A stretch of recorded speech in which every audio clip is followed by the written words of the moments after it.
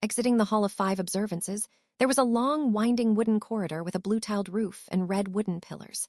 The eaves were adorned with blue and gold cloud patterns and guardian deity statues underneath, adding a touch of refinement. Many monks and worshippers saw Master Guangheng, the most skilled senior monk of Taiyan Temple, walking slowly side by side with a young man in an old robe.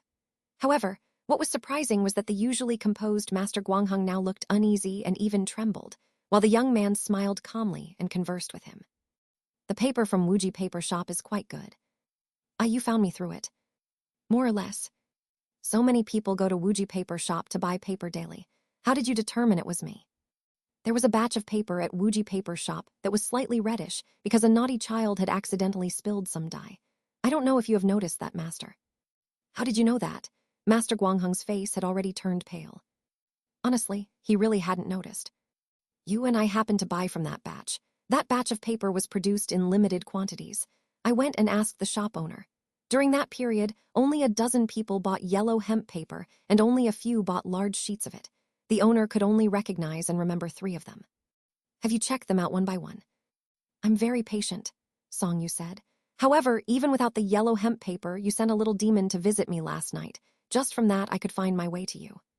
Master Guangheng reached into his sleeves. He had hidden a few paper archer soldiers in both sleeves that were all rolled up, ready to be transformed with a wave of his hand. Yet, thinking how the 2 paper yakshas had been silently destroyed that night, he dared not act rashly. "How did you break my yaksha's spell?" "I'm skilled in fire magic." Master Guangheng's face instantly turned deathly pale. "What do you intend to do?" "You have been at Taiyan Temple for many years, possessing both skills and cultivation. Why be alarmed?" Songyu smiled and then asked, "Since you can make paper yakshas, do you also know the technique of making paper horses or donkeys?" "Paper horses or donkeys?" "Yes." "What if I do, and what if I don't?"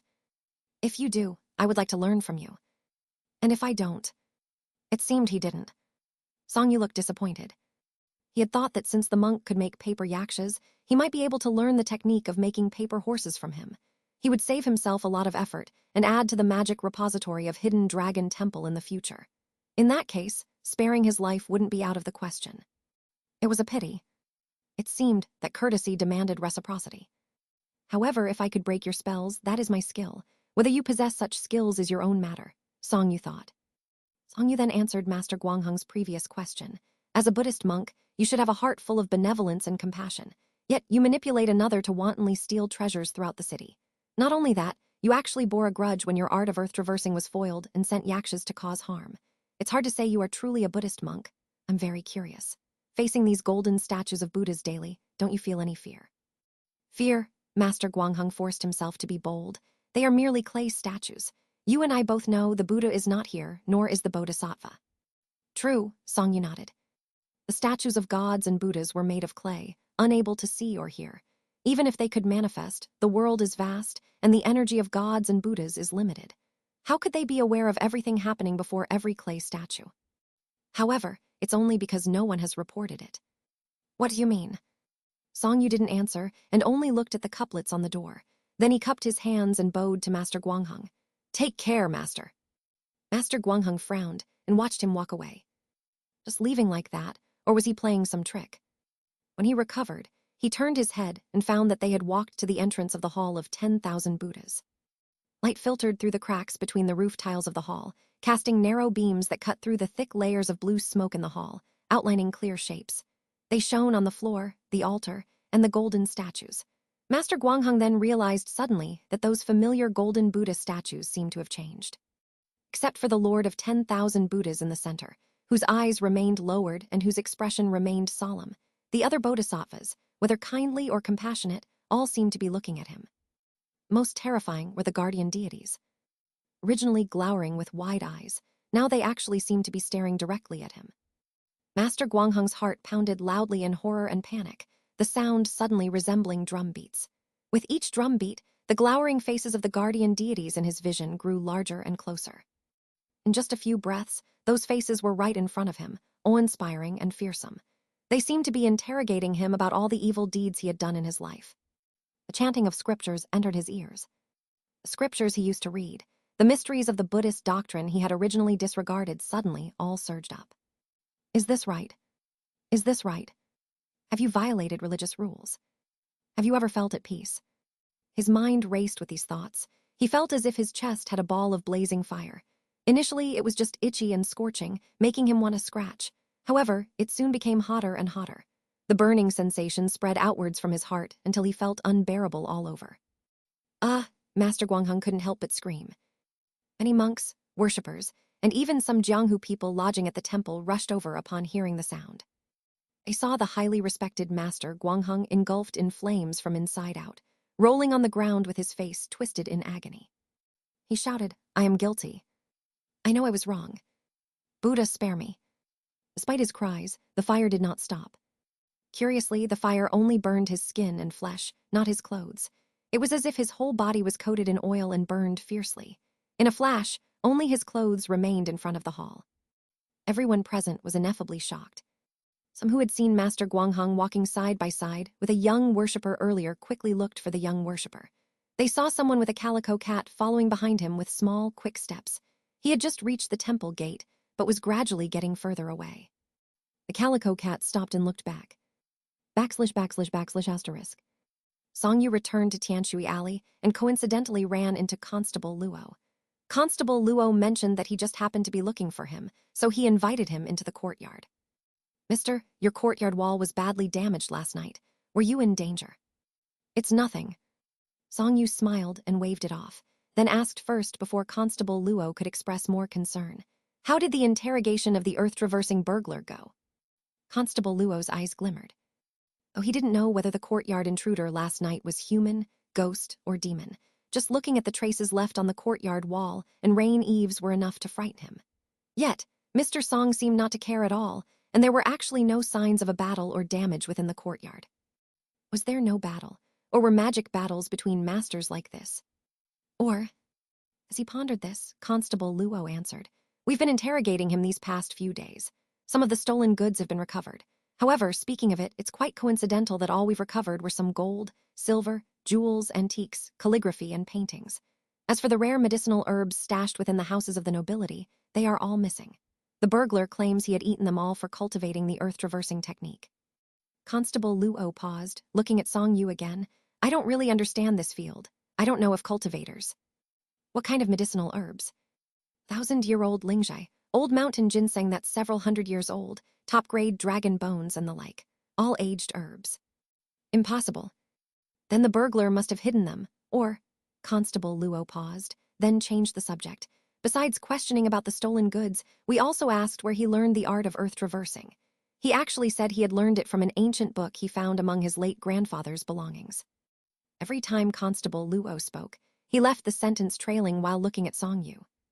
Whether cultivators needed so many precious herbs, whether they could consume so much in a short time, and whether they could self-study such techniques were all gaps in the knowledge of an ordinary constable like him. However, wasn't there a master in front of him?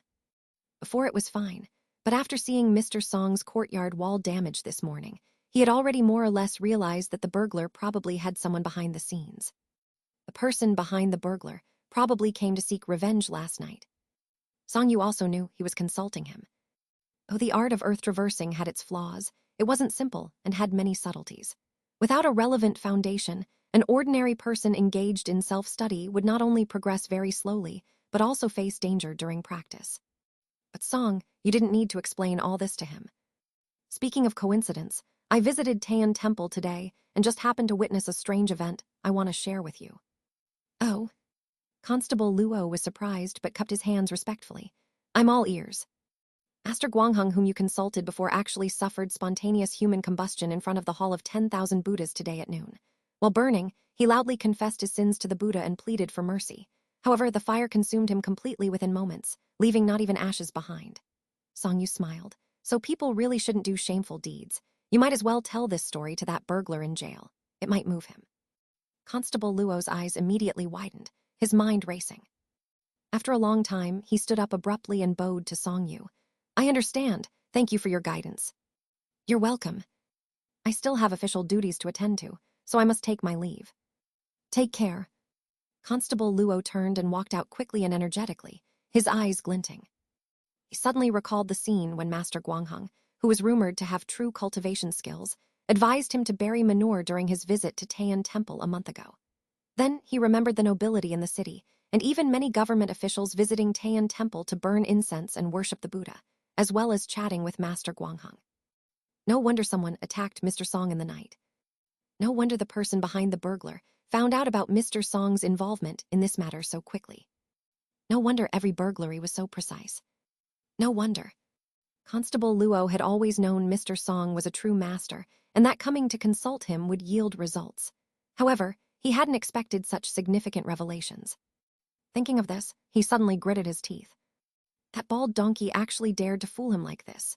Without Mr. Song's guidance, he would have remained in the dark, while that bald donkey continued to get away with it while enjoying the hospitality of the city's nobility.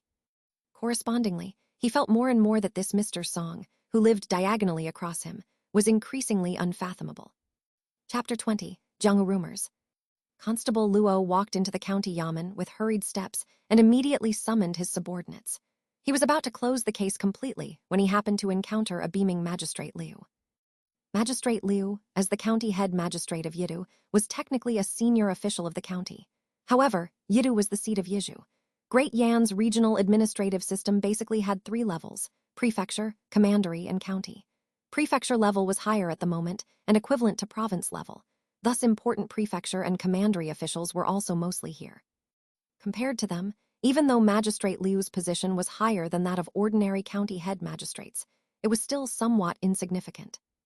That great earth-traversing burglar had really run wild recently, targeting only the treasures collected in the residences of the nobility. Country head magistrate Liu secretly speculated that besides gold, silver, jade, antiques, calligraphy, paintings, and rare medicinal herbs, some items stolen might be things the big wigs would not want outsiders to obtain. He was under immense pressure. Though the major case had been solved recently thanks to Constable Luo's efficient handling of the case, Magistrate Liu also credited himself for withstanding the pressure and providing substantial support behind the scenes. The city's nobility also praised him repeatedly. Judging by the situation, if the matter of the stolen goods was handled appropriately, a promotion would not be difficult. Magistrate Liu was naturally flushed with success. Seeing Constable Luo in such a hurry, he couldn't help but ask in concern with a smile, "Minjuan, what's the matter now? Why are you in such a rush again?" "Your Honor, the case of the great earth-traversing burglar is not yet fully resolved. I need to make another trip to Taean Temple." "Minjuan, I know you are righteous and eager to solve the case, but since the burglar has been caught, there's no need to tire yourself out like this. Why not go home and rest for 2 days? Leave the loose ends for your subordinates to investigate slowly," Magistrate Liu advised. "You've been working all night recently. If you still don't rest now, even a body made of iron can't take it." "Your Honor doesn't know, but I've got a lead, and I'm about to fully crack the case," Constable Luo said urgently. "You're busy, and I will return to report the interesting details once I've sorted the whole case out." "Interesting details? More interesting than you think, Your Honor." "Then go ahead." "Yes, Your Honor." Constable Luo immediately divided his subordinates into 2 groups.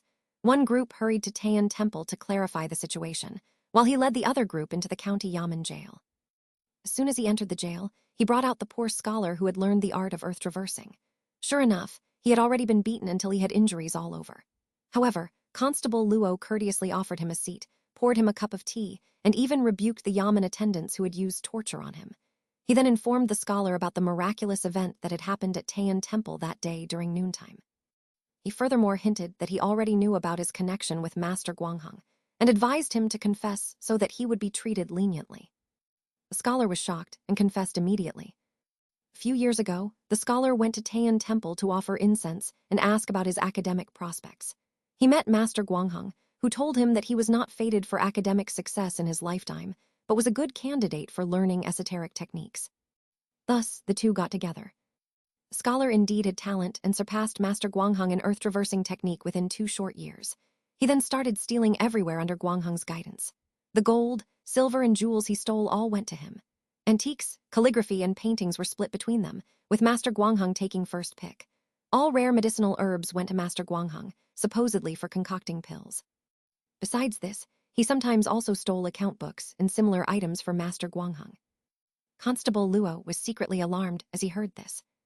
Taean Temple was the most successful Buddhist temple in the city. Although its position in Yizhu's religious circles cannot be compared to that of the 1,000-year-old Taoist temple outside the city, it benefited from its location.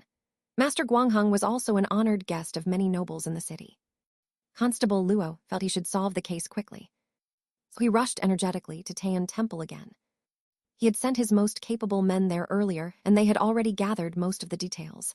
The witnesses were all still there, not because his subordinates wouldn't let them go, but they had all spontaneously gathered there due to curiosity. They were waiting to watch the show. Once Constable Luo arrived, everyone started talking at once. Their words all revolved around a handsome young man.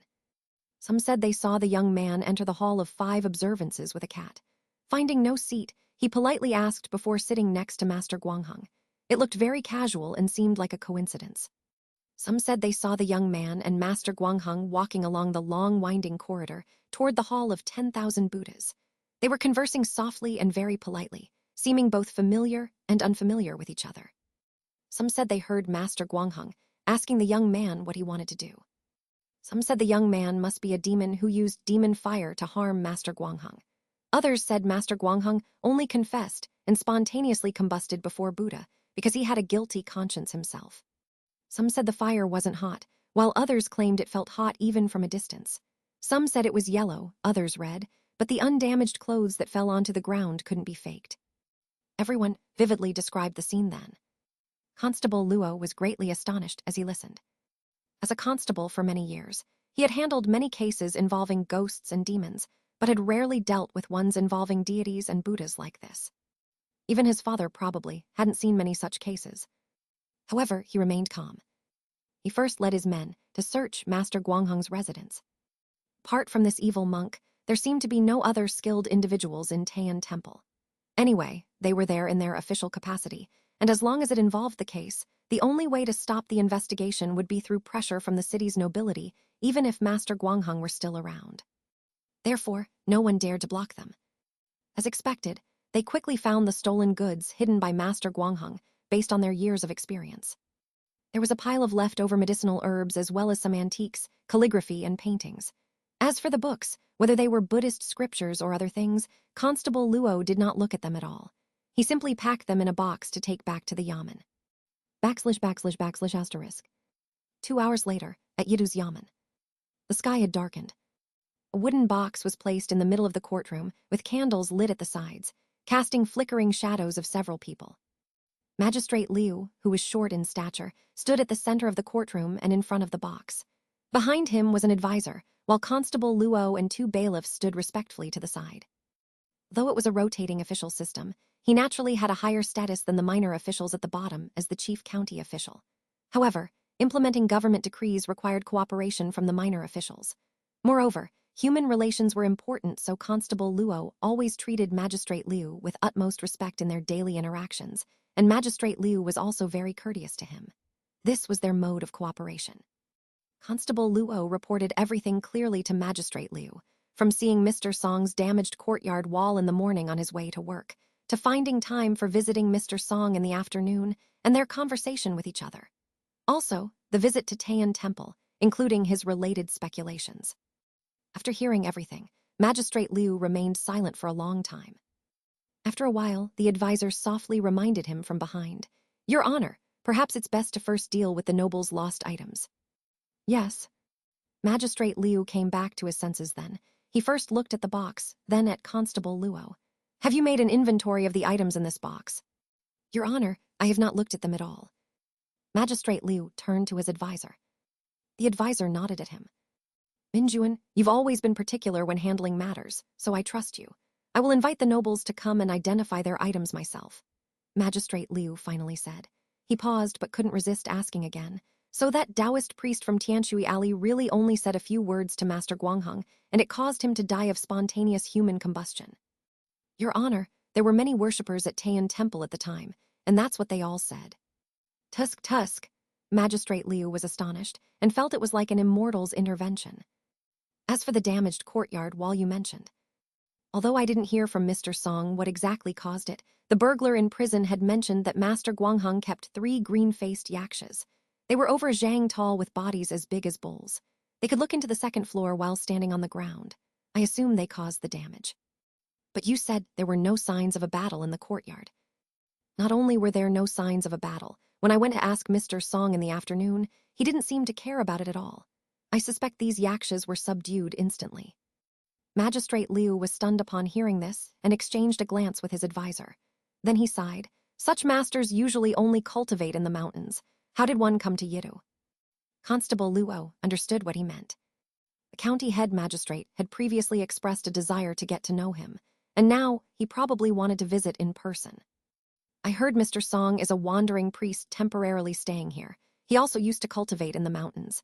Even in the city, he lives alone with a cat. He loves tranquility and always comes and goes alone every day. He might be observing worldly affairs. Constable Luo subtly reminded him. What a pity, Magistrate Liu shook his head. Given this, he didn't dare go to disturb him. However, the city's prefect had long been fascinated by such matters. Once news of Master Guangheng's case spread, he would likely come and inquire about it. Actually, he could tell him the details. Firstly, it would fit his fancy and expand conversational topics. Secondly, the prefect held a high-ranking official position and had an extraordinary status, so he naturally had the qualifications to pay a visit. As for Master Guangheng, clearly, he had violated precepts and done shameful deeds. Thus he was burned to death by karmic fire in front of the Buddha's hall. \\\\. Constable Luo repaired the courtyard wall for Songyu. Songyu didn't refuse either. He had already been paid for advising Constable Luo, so they were even. Bearing the risk of retaliation from the person behind the burglar was also counted into these 20 taels of silver. However, he had again helped Constable Luo thoroughly solve the case afterwards, so he deserved having his wall repaired by Constable Luo. In Songyu's heart, they were even in this way. However, Constable Luo didn't seem to think so. He felt he still owed Songyu for his assistance, and often brought some practical gifts over like meat, vegetables, and fruits. Songyu sometimes accepted, and sometimes he didn't. As the saying goes sometimes, appropriately accepting other people's goodwill is actually a sign of generosity. Sometimes he accepted to let Constable Luo feel better. Sometimes he didn't accept to maintain a balance and avoid getting overly entangled. Day after day like this, time also passed very quickly. There was extraordinary delight hidden in the ordinary. The story of Master Guangheng's spontaneous human combustion in front of Buddha's hall quickly spread. It became a favorite leisure time topic among Yidu citizens. It spread even more widely in jianghu circles, growing more exaggerated with each telling. Rumors in society were generally like this. Besides listening to storytelling, Songyu had also become fond of listening to Qin music. In the north of the city was Pine Cottage, the residence of Mr. Yang. Mr. Yang was famous for his qin-playing skills and often invited a few friends over to play the qin at his home. Many nobles in the city visited him, and he played the qin every evening. Therefore, some music enthusiasts would gather outside Pine Cottage at that time. They would order a cup of tea at a tea stall and get drunk on the music. Pine Cottage wasn't far, and Songyu often passed by. He would stop for a moment to listen. The weather was obviously turning cooler. Chapter 21, Seeking a Master in the Mountains. The ones most shocked by Master Guangheng's case were the nobles of the city. Ordinary people seldom interacted with Master Guangheng. At most, they have seen him when they visited Taiyan Temple to offer incense and knew that he was a senior monk there. However, most of the nobles who aspired toward the immortal Tao and Buddha had interacted closely with him. They frequently invited him to their homes for tea and sutra discussions, or often visited him at the temple, even sharing their personal worries with him. They never imagined that this senior monk could have this kind of character. What shocked them most was his death. They had witnessed Master Guangheng's abilities. For example, making paper soldiers, sending dreams at midnight, owning yaksha protectors, as well as all kinds of wonderful techniques. They could even believe he might be a living bodhisattva. Now, they experienced what it means that there are always greater people in higher mountains. The prefect of Yizhu, Yu Jianbai, was the runner-up in the imperial exam held in the second year of Changyuan. He also aspired toward the way of gods, Buddha, and immortality, but he had little contact with Master Guangheng. It wasn't that he had foreseen this outcome or knew that Guangheng harbored evil intentions. It was simply because Prefect Yu was picky and discerning. He had heard about Guangheng's interactions with other nobles in the city, including significant financial dealings. Thus, he really had a hard time thinking of Guangheng as a true master in his heart. Someone like this, who couldn't achieve immortality or become a Buddha himself, how could they possibly lead him onto the path to immortality? Recently, after hearing the details of Master Guangheng's case from the county head magistrate of Yidu, Yu Jianbai had become interested in the Taoist priest from Tianshui Alley. He had called up the constable in charge of this case and inquired in detail about that Taoist priest. He felt that although that young Taoist priest didn't match the image of an otherworldly immortal in his imagination, he was indeed a rarely seen master in this world. At least, he was far above Master Guangheng. Thus, he developed a desire to get to know and visit him. However, toward someone he admired and respected, whether it was a master cultivator, a musical master, or a painting genius, he naturally had to be humble and avoid using the privileges of his status. Moreover, he had heard that the young Taoist priest enjoyed peace and quiet, which indeed made things challenging for him for a long time. Finally, he learned that Mr. Song often went to the Gulen Wash in the northern part of the city to listen to storytelling, and recently also started going often to Duke Wang's residence to listen to the Qin from outside. Prefect Yu finally found the opportunity to get to know him. He rarely went to the Gulen Wash to listen to storytelling, but listening to the Qin was an elegant hobby of his. He often invited good friends over to play the Qin at his residence despite being busy with his official duties. Yang Jinsheng was a renowned music master in Yizhou, so Prefect Yu had naturally visited him before. They had friendly relations, so he decided to start there. Prefect Yu had even planned it all out. If he felt Mr. Song was as Constable Luo described after they met, he could seize the opportunity to invite him to Yang Jinsheng's house as a guest. He could introduce him to Yang Jinsheng in accordance with Mr. Song's interests. Get the horse ready. Your Honor, where are you going? Pine Cottage. Understood. Prefect Yu looked at the sky before leaving and was satisfied. He then happily rode off. \\\\. It was a cloudy day. Clear and refreshing autumn weather. It's the perfect time to go out and look for someone. Song Yu murmured aloud while staring at the sky. Outside, the sky was blue with white clouds. Yet it was not too sunny because a cloud had blocked the sun at that moment. It made the whole world look pleasantly cool and unusually refreshing instead of gloomy. The weather should stay like this for a few days. It was perfect for an outing. Coincidentally, Lady Calico was in the courtyard pouncing around catching insects. She was very curious because she had heard his voice, but his words were indistinct. What are you saying?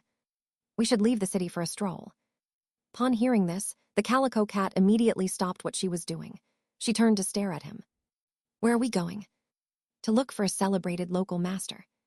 Where are we going? Yesterday, Constable Luo mentioned that if you head west out of the city, there's a county called Siyuan County. A person of unusual ability lives on Eagle Mountain in Xinzhuang, Siyuan County, according to him. Why don't we visit him? Where are we going? West out of the city. Oh. The Calico cat sat down to wait for him. Lady Calico knew that humans couldn't compare with cats. They needed more preparation to go out. But it was a quick departure nonetheless. Song Yu changed into a Taoist robe that would be useful in his travels, packed a few belongings into a bundle, and went out to buy some dry rations. Then he directly headed west out of the city. Only a cat accompanied him. Luckily, there was an official road. Walking along the official road, they crossed an unknown number of mountains. In any case, they finally saw Siyuan County after crossing 2 bridges and walking from morning to afternoon. They found an inn in the county to stay in. Before it got dark, they asked around in the tiny county city about the route to Xinzhuang and how to find Eagle Mountain. They then set off early the next morning. The journey was dozens of li, passing 3 or 5 pavilions and more than 10 villages. Xinzhuang was a very beautiful place. Behind it stood 1,000 Renhai mountains shrouded in deep white clouds. A little meandering river flowed through the village, the water murmuring. The houses were hazy in the mist. When one crossed the mountains and arrived, it looked like a landscape in a painting. It was surely a place where a person of unusual ability resided. After asking around in the village, they headed towards the far end of the village. So far away, Song Yu couldn't help sighing. In this era, visiting friends and others was indeed difficult, explaining the abundance of excellent farewell poems. He heard Lady Calico softly mimicking his speech behind him again, seemingly also feeling the distance. Song Yu couldn't help turning his head to ask, "What's the farthest place you've ever been, Lady Calico?" The homes of people who came to offer incense. That's not far. Not as far as this. It would be good if we had a mule or a horse. It would be good to have a mule or a horse. The Calico cat's eyes also showed some longing. We're here, Song Yu stopped. The Calico cat lifted her head and looked together with him. Before them was a bamboo courtyard house with walls made of bamboo, a thatched roof, and a fenced courtyard. A few chickens pecked around in the yard. Song Yu gently knocked on the door, and a boy opened it. Who are you looking for, mister? My name is Song Yu, and my style name is Minglai. I am a recluse from Linquin County. I've come to visit Master Kong. Is he home? Are you an old friend of my master? The boy scrutinized Song Yu carefully, frowning. He felt he didn't seem like one. Or did you come to buy wood carvings because of his reputation? I came because of his reputation. You came at the wrong time. My master is not at home. Oh, how unfortunate. Song Yu paused, then respectfully bowed. Do you know where the master has gone and when he will return? My master went to chop down trees. I only know he's on this mountain, but I don't know the exact location. The boy lifted his head and looked behind Song Yu. He'll be back before dark. Song Yu couldn't help turning to look together with him. The white clouds were deep. There was no way to know the location. Thank you. Song Yu cupped his hands and thanked the boy, who returned inside. After some thought, Song Yu led Lady Calico towards the great mountain. He wanted to find a path through the flowers, straight into the depths of the white clouds. The mountain was towering and majestic, yet extending into the distance. Its peak was hidden deep in the clouds and mist. Only half of the mountain was visible at the moment. The clouds and mist changed endlessly with the wind. People would find it believable that immortals lived here. In front of this huge mountain, the figures of a man and a cat quickly became two insignificant dots. The mountain paths were difficult to traverse. They heard woodcutters singing loudly, and their voices echoed endlessly in the mountains. There were also unusual birds singing. Their clear, ethereal song cleansed the soul. Song Yu followed the paths of woodcutters up the mountain, not realizing when he was already in the clouds and mist. Visibility was limited to a few jianghu, and the movements of wild animals nearby seemed like those of demons. As light and blue sky gradually started to be visible through the layers of white mist before his eyes, Song Yu knew he was about to pass through the cloud layer. So he quickened his pace, and indeed the view ahead cleared. The sky was an incomparably pure, pristine blue, like a hemispherical dome. Behind him, the sea of clouds churned like great waves. The afternoon sun hung obliquely in the horizon, too bright to look at directly, surrounded by an extremely pure and holy halo. The Calico cat widened her eyes, and Song Yu also stood still for a long time. Unfortunately, despite asking mountain woodcutters and wild animals in the mountains, he did not meet the renowned woodcarver Master Kong. He only got to enjoy the scenery. Master Kong's family had been woodcarvers for countless generations. He was born with a passion for woodcarving and seemed to be born for it. He had already reached great heights in his craft by the time he became an adult. It was said that, when he was 40, one of his carvings once came to life as soon as he finished and ran around the house, frightening many people. This story was widely known in Sichuan County. Thus, there were always people coming from afar to buy wood carvings from Master Kong based on his reputation. However, no one had heard of any other carving coming to life since then. When Song Yu heard this from Constable Luo, he decided to visit Master Kong, even postponing his visit to the extremely famous Taoist Qingcheng Mountain, which was well known in Yidu and even throughout the whole of Great Yan. He wanted to see how a wood carving came to life. He had hoped to meet him on the mountain, thinking it would be easier to strike up a conversation if they met by chance. Unfortunately, he didn't meet him either going up or coming down the mountain. Perhaps Master Kong was in another part of the mountain. However, every inch of this journey along mountains and waters was a form of cultivation. No step taken was a mistake. When they descended the mountain, it was just dusk. Master Kong had already returned home. Song Yu was able to meet him in person this time when he visited. My name is Song Yu, and my master gave me the style name Minglai. I am a recluse from Linquin County. I came to visit because of your reputation. Song Yu bowed respectfully. I heard this morning that you went deep into the mountain to chop down trees for wood, so I went on a whim to look for you. Unfortunately, we weren't fated to meet. Haha, this mountain is so vast. How could you find me? Master Kong was nearly 60, with a head full of silver hair, but he was still rosy-cheeked and in good health. It seemed he had already heard from the boy. Over these years, many had visited him, including high-ranking officials, dignitaries, famous people, and celebrities. Some waited for him at the door, but none had gone to the mountain to look for him. How could a person be found in this deep sea of clouds? Please come in and have a seat, mister. To refuse would be impolite. The bamboo house was cool, and the floor was covered with wood chips. The Calico cat followed Song Yu inside, looking around. It only stopped looking when Song Yu sat down on a long bench. She jumped up the bench and sat down beside him. Song Yu looked at Master Kong, and so did the cat. Song Yu looked at the boy, and so did the cat. Master Kong made small chat briefly with Song Yu before his gaze was quickly drawn by the Calico cat. This Calico cat was well proportioned. Although its fur was of many colors, the colors were harmoniously distributed. She looked more appealing to humans than most calico cats. However, as he continued to look, he felt the cat exuded an indescribable beauty of physique. Every part seemed to be just right, with nothing to add or subtract. If that were all, it would still be fine. However, Master Kong felt this cat was extraordinary at first sight, though he did not know why. Its demeanor was lively, and it seemed to be enlightened. Every change in the expression of its eyes was worthy of his study. It far surpassed ordinary animals. This cat, I forgot to introduce her to you, Song Yu said calmly and directly, holding a cup of tea. This is Lady Calico from the Cat Temple in Nanhua County. I met her by chance after descending the mountain, and we agreed to travel together as companions through the mortal world. You can treat her as if she is human. Chapter 22. One sentence is worth 1,000 words. Cat Temple in Nanhua County. Lady Calico. Treat her as if she is human. Master Kong carefully pondered the meaning within. People would often say that those who live long enough would have seen ghosts, and this is true. There was also a saying that craftsmen at the pinnacle of their skill could commune with the divine. This was also true. For someone like Master Kong, who had rich life experiences and ultimate craftsmanship, stories of ghosts, gods, demons, and spirits might seem far-fetched to others, but he had encountered even more unbelievable things.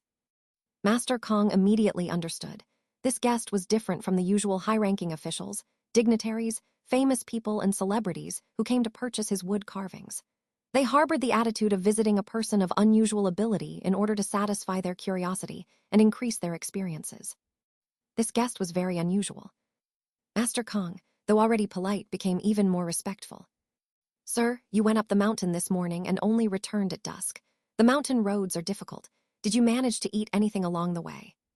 I encountered a mountain golden monkey. I shamelessly asked it to guide me and picked a few wild fruits to eat, which tasted quite good. Song Yu also replied respectfully. However, he wasn't polite today due to the elaborate formalities popular in this world. His politeness stemmed from genuine respect for a master. As soon as he entered the house, he looked around. The room was filled with finished and half-finished wood carvings, and every finished carving was incredibly lifelike. Some were so lively even without carved eyes that it seemed they might move by themselves if he took his eyes off them. It was hard to imagine how much more lifelike they would become with eyes carved. Dingyang. Yes, master. Go kill a chicken. Yes, master. The boy obediently turned and left. Only then did Master Kong turn to Song Yu and the Calico cat, saying, It's late, and you can't return to the city. You can have a simple, home-cooked meal here. Today I was lucky to find some mushrooms in the mountains. I will stew an old hen, and it will be so delicious it will make your tongue fall off.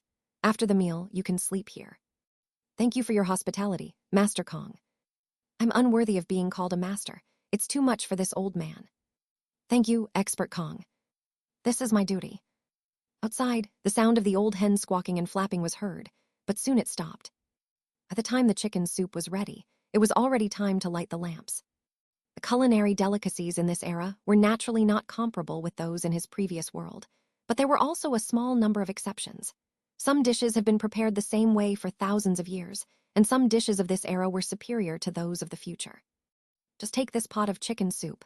It was only made of slices of ginger, chicken, and mushrooms. Only a pinch of salt was needed, and no other seasonings. The method was the same 1,000 years ago, and would be the same 1,000 years later. Wild mushrooms have unique tasty flavors, with each variety of mushroom different from the others. Industrial flavorings from the future could not replace them. Song Yu had often collected mushrooms from the mountains while at the Taoist temple. At the moment, he could recognize mushrooms such as bamboo mushrooms, matsutake, lurid boletes, Cathathelisma leorentu mushrooms, and golden chanterelle mushrooms in the pot. The brewed chicken soup was thick and golden. The combination of flavors was so delicious that one sip could indeed make your tongue fall off. This was an irreplaceable delicacy from the mountains, an indescribable tastiness, and the highest form of hospitality in the mountain wilderness. Song Yu couldn't remember how many bowls of soup he drank. He only knew his stomach was full of liquid, and the formerly full large pot of chicken soup was nearly empty. He had eaten a lot of mushrooms, but not much chicken. Lady Calico had eaten a lot of meat. She couldn't understand why these humans only drank the soup and didn't eat the meat, but she dared not ask, fearing she might persuade them. There were stars in the sky that night, and the oil lamp flickered. The guests were satisfied with their meal, and Master Kong was relieved. Seeing the boy cleaning the table, he asked Song Yu, Did you come here from Linquin County? I came from Yidu. Why did you come from Yidu? You might be unaware of this. I come from Hidden Dragon Temple on Yinyang Mountain in Linquin County. There's a temple tradition that each generation of disciples must descend the mountain to travel. It can be as short as 3 to 5 years or as long as several decades. Songyu replied. As I grew up cultivating in the mountains with limited knowledge of the world, my master has ordered me to descend the mountain and travel for 20 years to see the world. Now I've just arrived in Yidu. I see, Master Kong nodded, his eyes thoughtful. This must be a true master that lived in seclusion. Hidden Dragon Temple. He seemed to have heard of it but had forgotten. I wonder what brings you here from afar to visit this old man. Are you looking to purchase a wood carving? If so, please choose any you like. I will give it to you. I heard that expert Kong's wood carving skills have reached great heights, and that in your early years, a wood carving had once come to life. I'm curious and full of admiration regarding this, so I came specially from Yidu to visit and witness this divine skill of giving life to wood carvings. Haha, Master Kong threw his head back and laughed. That is just a rumor. How could a wood carving come to life? I'd like to hear the details. It happened so long ago I only vaguely remember it. I was invited by a certain important official, Mr. Chen, from the city to carve a goshawk at the time. It was so lifelike that it startled onlookers. A breeze blew into the house from outside, and the goshawk fell off the bench, scaring many people. They all thought it came to life, but actually it didn't. Master Kong explained, shaking his head with a smile. People love hearing such stories, so they slowly spread the story in a form that fits their fancies. So that's how it was. Sorry to have made you come all this way for nothing. Not at all. Whether it was the mountain journey, the night talk with you, or this pot of fresh soup, any one of these would have made the trip worthwhile. Songyu smiled, then paused, looking around at the wood carvings displayed in the room. He asked, why are none of the carvings in your house given eyes? You may not know this, but a lifeless thing, if made too lifelike, can evoke great fear when closely examined. I see. Songyu seemed thoughtful and nodded. He couldn't help but glance back at the kitchen. The boy was scooping water from a vat to wash the pot. He opened his mouth wishing to speak, but had no choice but to stay silent. Please rest early, mister. I've given you trouble. No trouble at all. You too, please rest early. Yes, I am getting on in years and not as energetic as before. Forgive me if my hospitality was lacking. Master Kong glanced at the Calico cat and seemed to wish to say something but hesitated. In the end, he stood up, saluted Songyu with cupped hands, and walked slowly to his room. Songyu also entered the guest room. There were no other activities that night. Once the oil lamp was extinguished, only the starlit sky remained. Songyu sat cross-legged on the bed, leaving the window open to let the autumn breeze in. He watched the stars and mountains outside, waiting for drowsiness to come. Suddenly, he felt a tickle on his leg. Looking down, he saw the Calico cat climbing onto him. Her little round paws stepped onto his thighs, and he could feel the plum petal-soft touch of her paw pads. It was light, ticklish. Songyu remained unruffled on the surface, but inside he was delighted. This was the first time Lady Calico was so intimate with him. What is it, Lady Calico? That old man keeps looking at me. The Calico cat stood on his crossed legs and raised her head to look up at him. Their eyes met, and their faces were very close. Songyu thought for a moment, then said, I've heard that when skilled painters see a beautiful landscape, they can't help but stop and paint it. It must be the same for skilled wood carvers. Lady Calico, you're beautiful and have spirituality. That expert Kong probably wants to carve a wooden carving of you but hasn't been able to ask for some reason. Why? Why what? Why hasn't he been able to ask? You'd have to ask him that. I'll go and ask him at once. The Calico cat turned to leave without hesitation. Hey, Songyu promptly called her back. No surprise, there were more whys to follow. Fortunately, he was patient. The night was long, but he slept well. Living in Xianxia Alley, the night watchman would sound the watch at midnight, and early in the morning, there would be the shouts of people collecting night soil and vendors selling vegetables. It might not disturb sleep, but it was noisy after all. In this mountain village, there was really no sound at all from night till morning. There were occasional dog barks at night, but they didn't intrude on dreams, making for excellent sleep quality. When Songyu woke up, he looked for Lady Calico on the bed but found she wasn't in the room. He didn't mind. He put on his shoes and pushed open the window. Outside, dawn had just broken and morning mist shrouded the village. It was autumn. The mountains were bright and the river clear. Frost had come in the night.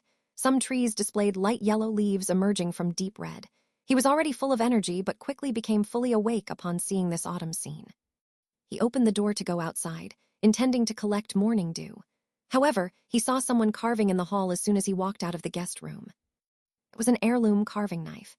Its wooden handle had been polished until it was smooth and glossy from years of use, and its blade cut through wood as if it was paper. A chunk of fine Chinese boxwood was being carved, with wood shavings falling under the carving knife.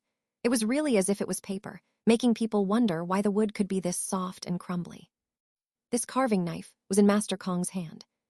Master Kong's back was facing Song Yu, and a calico cat was sitting properly in front of him on the bench. She only glanced swiftly at Song Yu when he came, but held her pose otherwise. She was a good model. Master Kong was fully focused, unaware of the person behind him. Song Yu held his breath, not daring to disturb him. The rustling sound of carving was very soothing. Master Kong switched between different knives, meticulously polishing. The wood shavings fell like snow, and the block of wood slowly took shape, gaining charm. It was the calico cat, sitting properly before him. Its physique was well-proportioned, and its expression lively. When Master Kong laid down the knife, the wood carving, though eyeless, already seemed alive, indistinguishable from the calico cat sitting behind. Not only did Song Yu exclaim in admiration, even Master Kong, who had carved it himself, was astonished when he closely examined it. Only then did he notice Song Yu behind him. "Did you sleep well, mister?" "Very well, thank you for your hospitality," Song Yu respectfully replied. He looked at the wood carving and was about to praise it when Lady Calico jumped down from the bench. She came closer to examine the wooden carving. Her eyes gradually widened, and then she looked at Master Kong. The calico cat opened her mouth and spoke human language. Her voice was clear and delicate, and she sounded puzzled. She tilted her head and asked the old man, "How did you know it was inside?" Song Yu was stunned for a moment, then smiled broadly. That one sentence was worth more than most compliments in the world. Chapter 23, Ruining My Dignity as a Master. Master Kong was startled. He had long known that this cat was extraordinary, perhaps not a god, but certainly already a demon. When he discussed matters with it earlier that morning, the cat had fully understood human speech, but this was the first time he heard it speak. The cat truly spoke. Its enunciation was clear, and its voice was pleasant. Knowing and actually witnessing it were vastly different. While surprised, Master Kong savored this sentence, feeling a sense of pride. Yet, as he looked at the eyeless wooden carving in front of him and the cat that could talk, he fell into deep contemplation for a while. Why not carve its eyes? The young Taoist priest's words reached his ears. "Why doesn't it have eyes?" Lady Calico asked. A clear and delicate voice moved Master Kong even more. "It already has charm without adding the eyes, so why add them?" Master Kong finally put down the carving knife. "It already has charm without adding the eyes, but why not add them?" Song Yu followed his words, but his voice was light, with a tone of inquiry. Master Kong remained silent for a long time before saying, "You and Lady Calico are no ordinary beings. Let me tell you the truth." He bowed to Song Yu with cupped hands, then to the calico cat. "I deceived you both last night.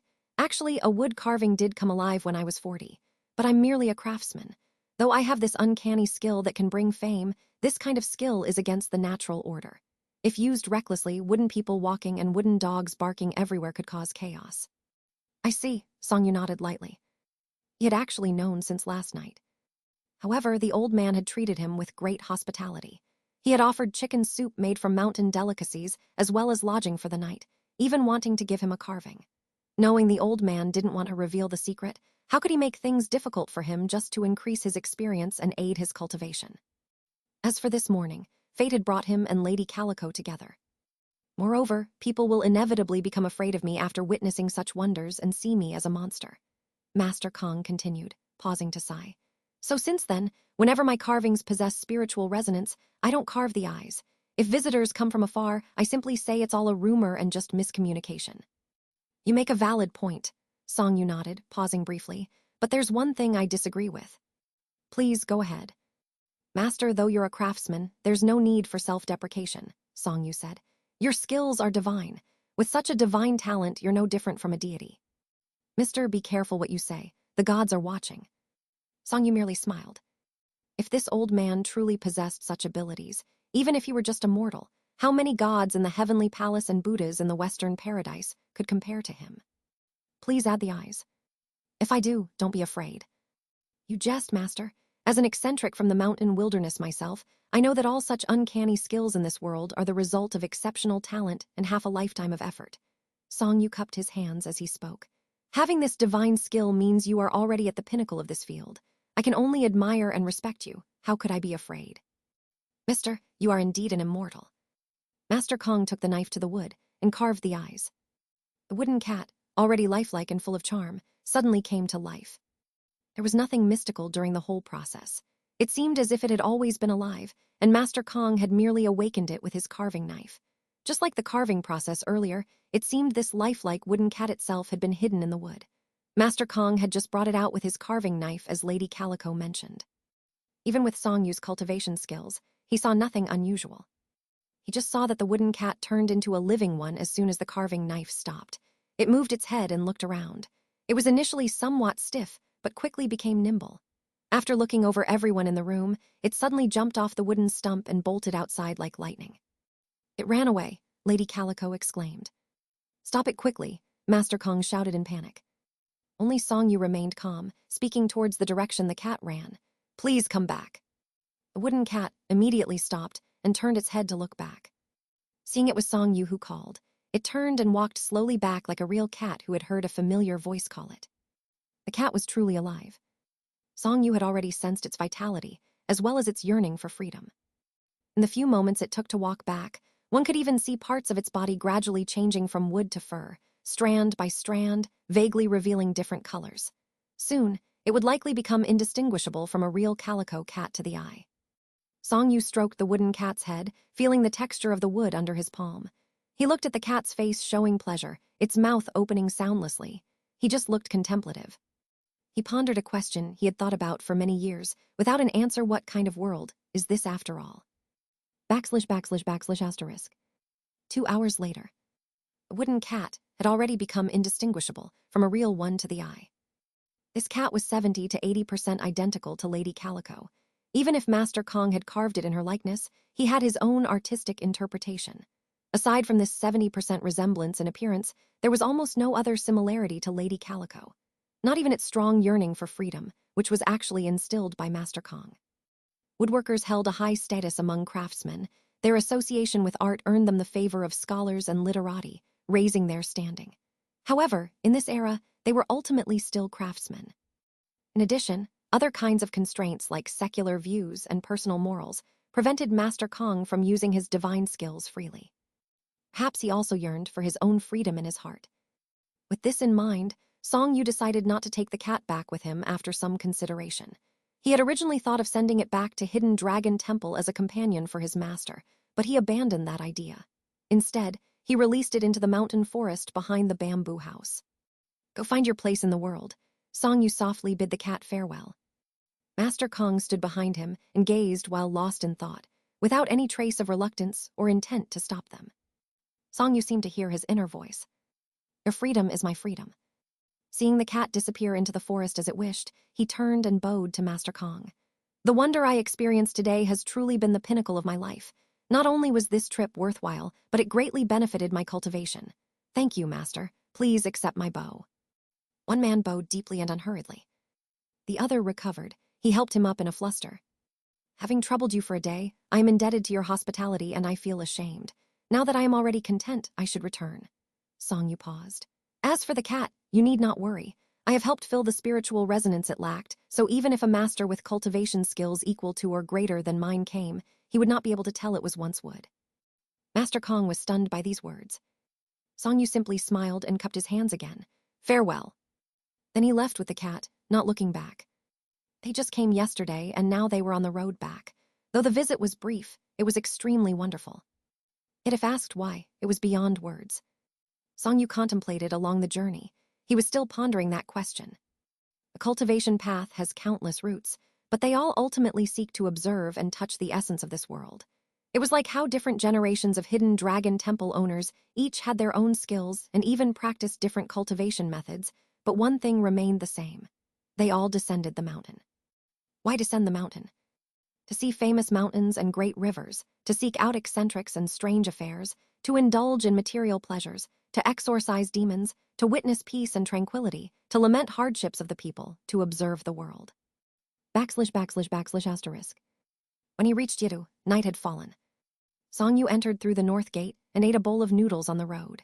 Passing by a shop selling pork, he saw there were still some scraps left. Thus he spent a few wen to buy a small piece of pork spleen for Lady Calico. The people of Yidu didn't like eating these scraps, so they were sold very cheaply, but Lady Calico quite liked them. Returning to the small courtyard, he stayed up all night. He didn't do much, he just vaguely felt moved in his heart.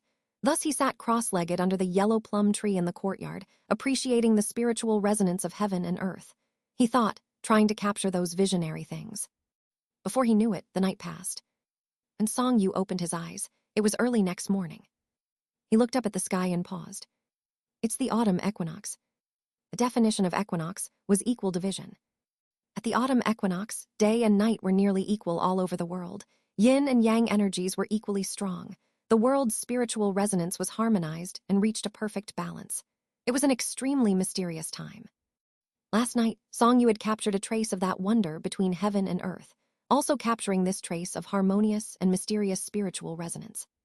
He turned to look. The Calico cat sat upright at the threshold of the bedroom door, staring at him without any expression. He didn't know how long she had been watching or what she was thinking. Was she puzzled by his actions? Xianxia thought as he beckoned her. Lady Calico. The Calico cat immediately stood up as if she had awakened. She stretched her body, opened her mouth to yawn, then slowly walked over. What are you doing? The Calico cat asked lazily, her voice incredibly pleasant. Did you sleep well last night? I didn't sleep. Why not? Why didn't you sleep? Lady Calico asked. I didn't want to sleep. I wanted to see when you would sleep. I see. Xianxia nodded with a smile, then opened his hand. A wisp of spiritual qi immediately floated in his palm. It was a pure grass-yellow color like a shooting star, containing profound mystery. Are you willing to take human form? My cultivation isn't sufficient yet for taking human form. Do you wish to take human form? I do wish to.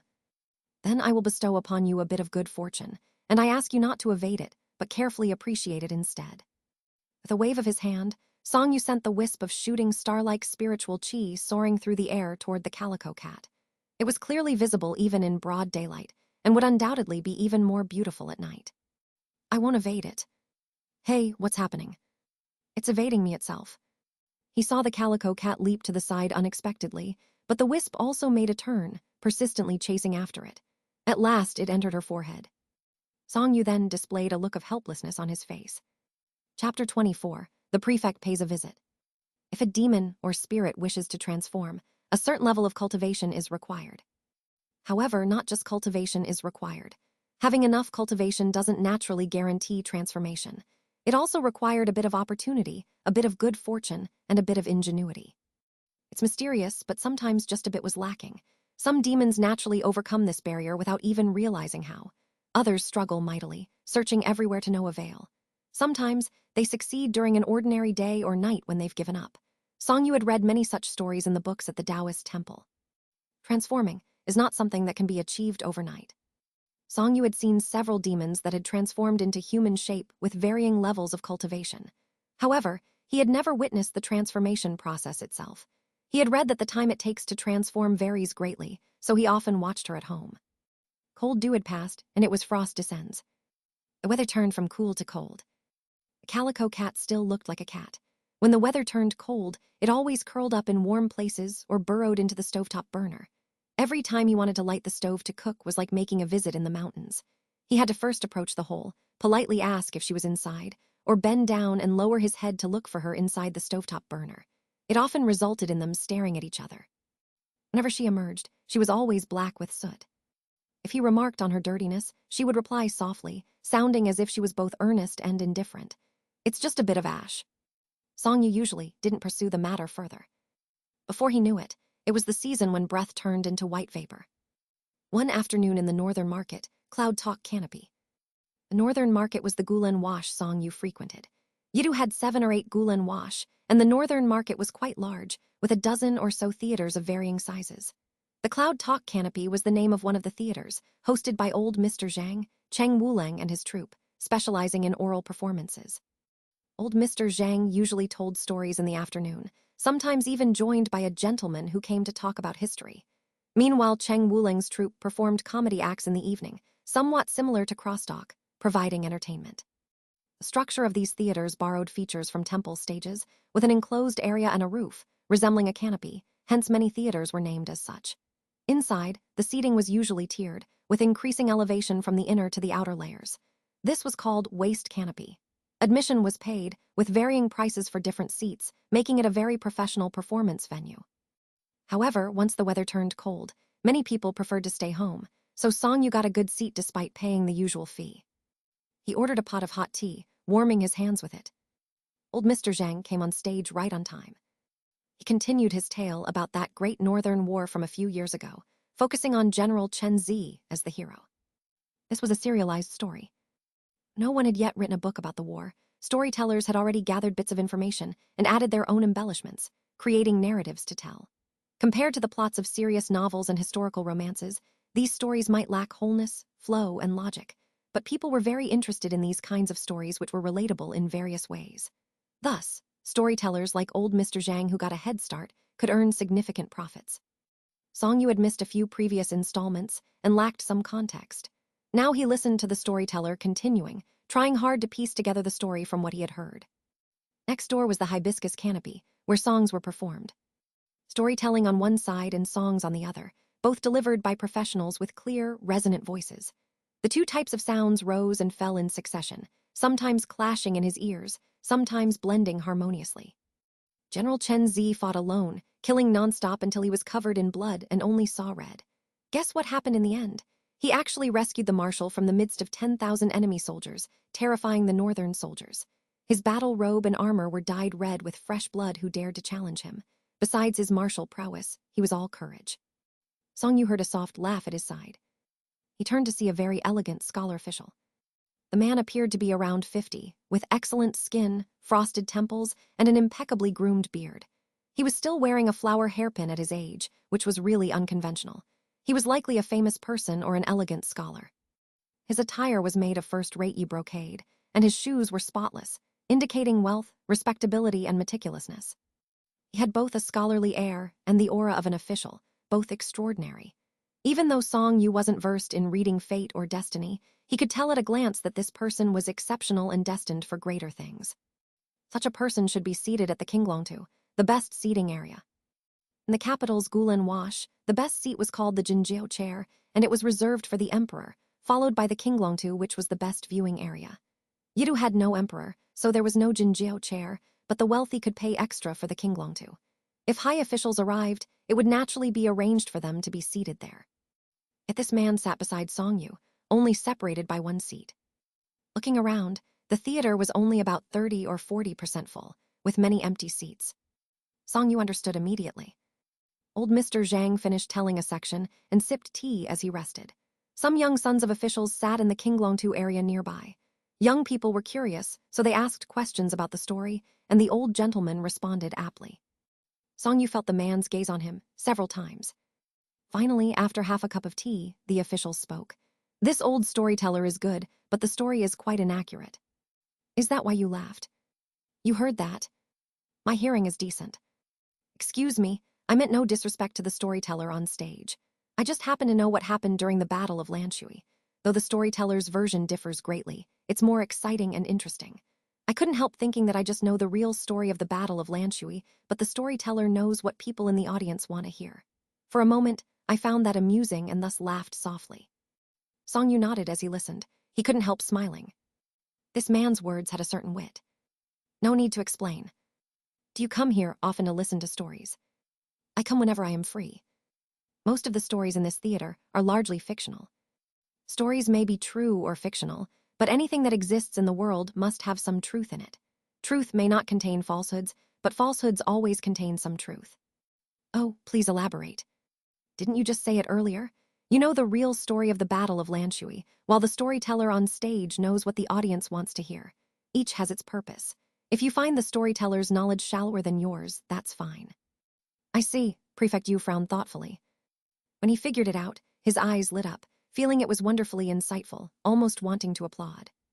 Originally, he thought Mr. Song came to the Cloud Talk Canopy to hear about that northern war a few years ago, but it wasn't so.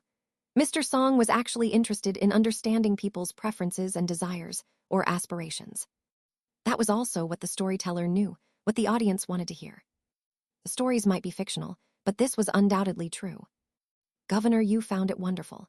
As someone who had specially come to seek Mr. Song's friendship, he found it even more wonderful that he actually had thought of this point himself earlier. They happened to share the same view. My surname is Yu, my name is he, and my style name is Jianbai. I was originally from the capital city. May I know your name, sir? If you don't know me, why seek me out? Prefect Yu was momentarily stunned. Yet he wasn't embarrassed. He thought a little and came up with a plan. He countered, "How did you know I came to seek you?" Song Yu only pointed to the seats in front. "If you were here just for the story, you should be sitting there." I see. It was more or less what he had thought. To be honest, I heard about your deeds at Taiyan Temple previously and afterwards, also about your eradication of the fog spirit on Jinyang Road. I couldn't help admiring you and wished to befriend you. Prefect Yu said frankly, as friendship between gentlemen is clear like water. It should be simple for literati to become friends. I've inquired around and learned that you often visit Pine Cottage to listen to the Chin, so I waited there outside for a few days. It's a pity, but I didn't see you. I thought you might prefer peace and didn't want to be disturbed, so I stopped going for a while. As he spoke, he even stood up and bowed to Song Yu. If I've disturbed you, please forgive me. If you prefer peaceful cultivation and don't wish to socialize, I'll leave now. I don't go to Pine Cottage every day. Prefect Yu was delighted to hear this, but didn't show it. Then, we were not fated to meet at the time. To meet is fate. This place is noisy and not ideal for conversation. You go frequently to Pine Cottage to listen to the Chin, so you must also be very fond of it. I happen to know Yang Jinsheng of Pine Cottage. If you're willing, after listening to this session, I can invite you to Pine Cottage and introduce you to Yang Jinsheng. Wouldn't that be wonderful? Thank you for your kindness, Song Yu declined.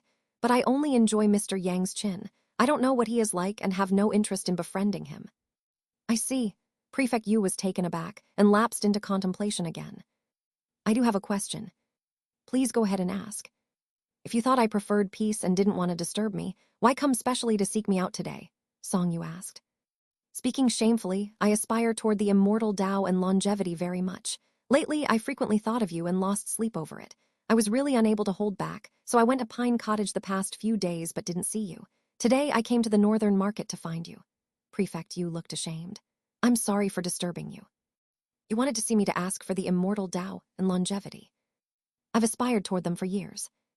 You've really overestimated me. Song Yu couldn't help laughing lightly.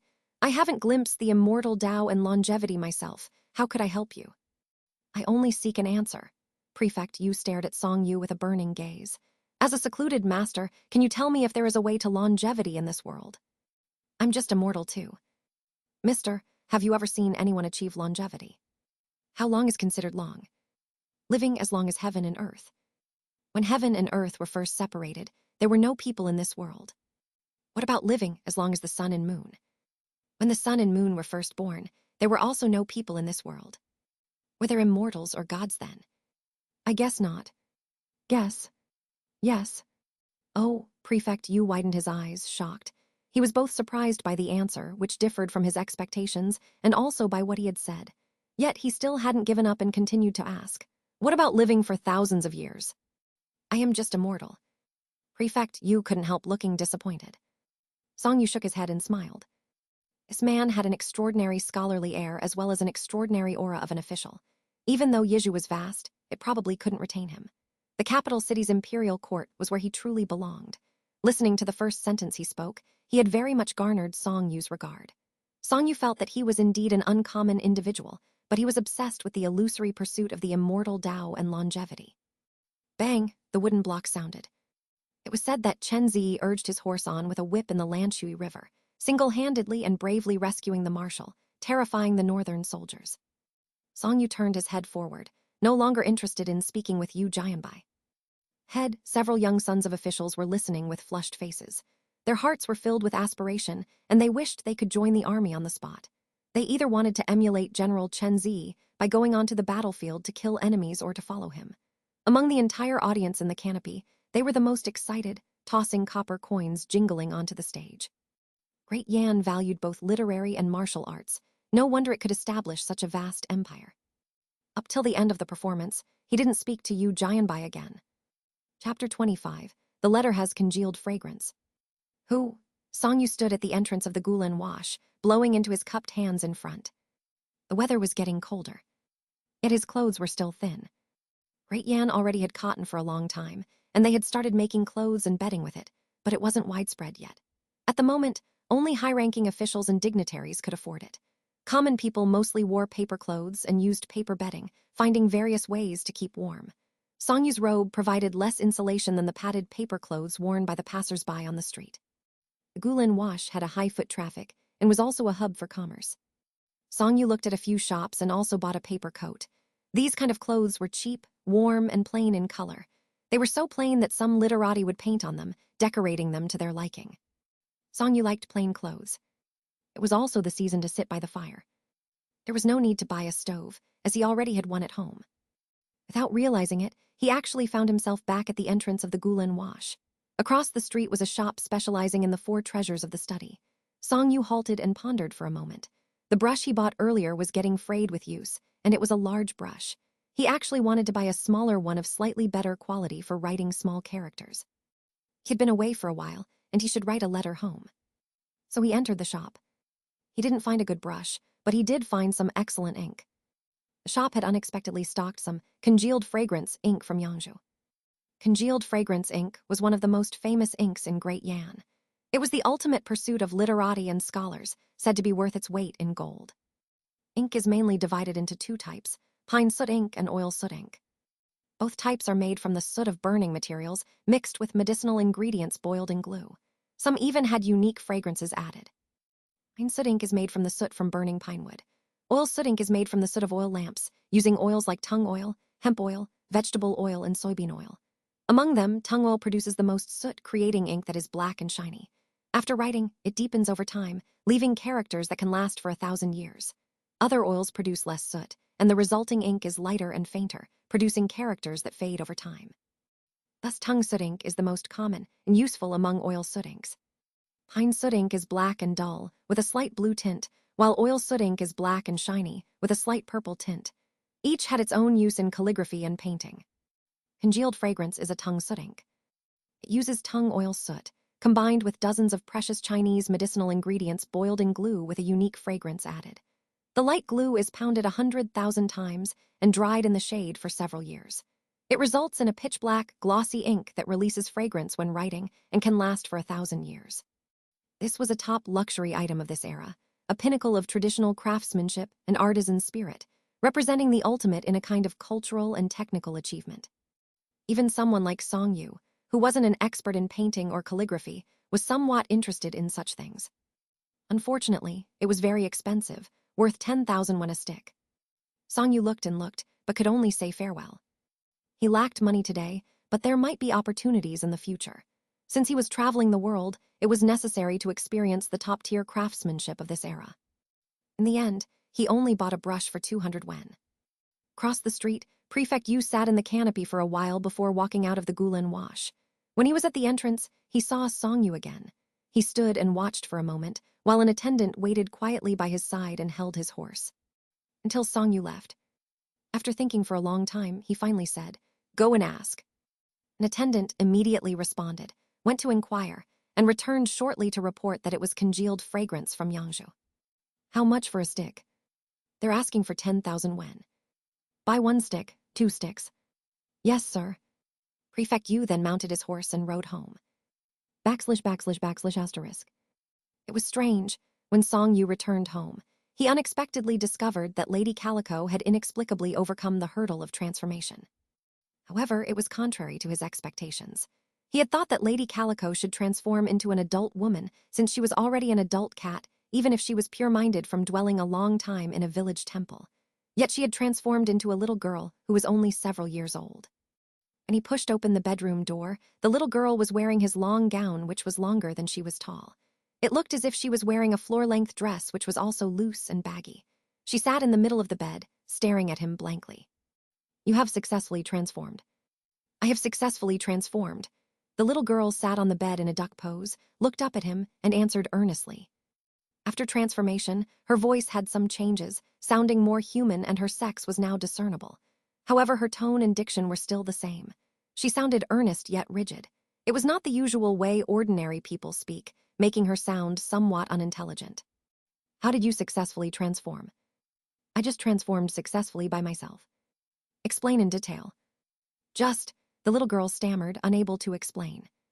All right, Songyu had to give up, then asked, weren't you an adult cat? Why did you transform into a little girl? I just transformed into a little girl by myself. Then how did you know to wear clothes? I saw you wearing them. The little girl stared at him intently, her expression serious. People without fur all wear clothes. I see. I should buy some clothes suitable for you. I want to wear the same clothes as you. That's not possible. Why? Because Songyu spent a long time explaining to her until she understood. Then he went out to buy clothes for her. When Lady Calico finally put on clothes that fit her, she looked much more pleasing to the eye. She just still retained some cat habits, making her movements look somewhat odd. Later, there was a sudden knock on the door. Knock, knock, knock. Since you have already transformed into human form, please help me open the door. Songyu glanced at Lady Calico. If it's someone you know, invite them in. If you don't know them, ask who they are looking for. All right, the little demon bounced towards the door. Creak. Lady Calico looked up. Who are you looking for? Not a word wasted. Does Mr. Minglai live here? An attendant stood outside, bowing respectfully. Don't know him. The gentleman doesn't live here. Which gentleman? Mr. Song Minglai. Lady Calico suddenly stopped speaking. She knew Mr. Song, but he hadn't taught her what to do next. It wasn't that she found it difficult or didn't know what to do. She just didn't feel like doing anything, so she simply stared at him. She'll observe the man for a while first. Until Song, you came over from behind. I am Songyu. Greetings, mister. The attendant immediately bowed, offering a small wooden box respectfully with both hands. I came from the residence of Prefect Yu Jianbai to deliver a small gift and a message from my master. He thanks you for your replies to his questions at the Gulen Wash this afternoon and hopes for another opportunity to have a light chat with you.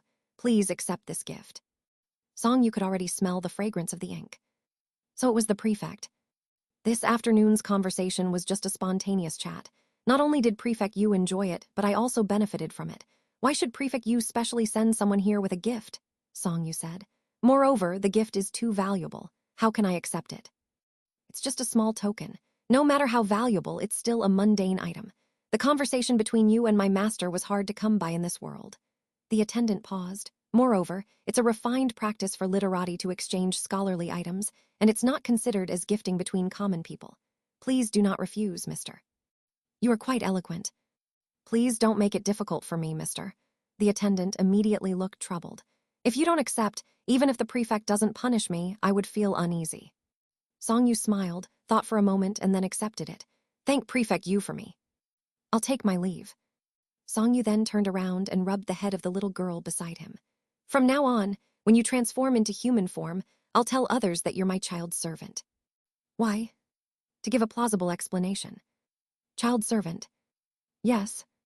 Songyu closed the courtyard door and walked into the house. Opening the little carved wooden box, inside was a small stick wrapped in red cloth. Unwrapping the red cloth revealed the congealed fragrance inkstick he had seen that afternoon. It weighed 2 taels and had decorative designs on top. Lady Calico stretched her neck to stare at it. It's burned wood. It's ink. Oh. Since you have already transformed into human form, please help me grind the ink. Songyu said to the little girl. What is grinding ink? It's like when I occasionally write. Add water to the inkstone and grind this inkstick to turn the water black. What is an inkstone? That thing for holding water. Oh. Can you do it, Lady Calico? Why? Please. All right then. Lady Calico did not understand why this needed to be done or why she had to be the one to do it. Yet she still walked over, puzzled. She took the burned firewood from Songyu's hand. Then she obediently stood there and waited for Songyu to roll up her sleeve to her elbow for her. Her slender and fair little arm was exposed. Looking at her clothes, then her arm, and finally the inkstick in her hand, it seemed as if her hand was not her own, and the world was not the same world in her eyes as it used to be. Newly transformed little demon was curious about everything.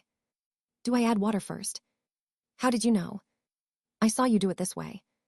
I see. Do I move it in circles like this? You are exceptionally wise. I have seen you use it. To grasp it so well after only observing a few times, such wisdom is indeed rare. Am deeply impressed.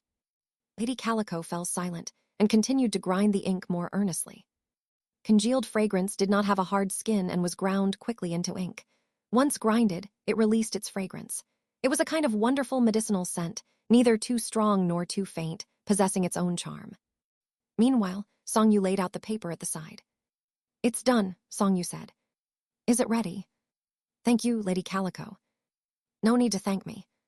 He dipped the new brush in ink and scraped it on the inkstone. After much thought, Songyu finally lifted the brush to write. "Seeing my words is like seeing me. I hope opening my letter brings a smile."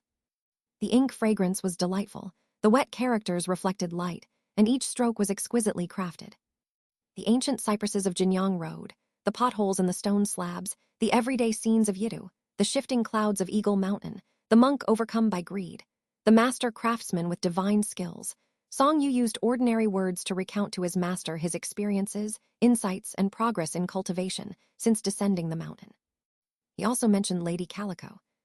It was quite intriguing.